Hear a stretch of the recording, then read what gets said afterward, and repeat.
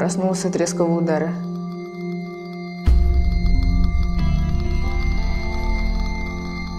Какая-то машина пыталась нас обогнать то слева, то справа, но отец не давал им столкнуть нас с дороги.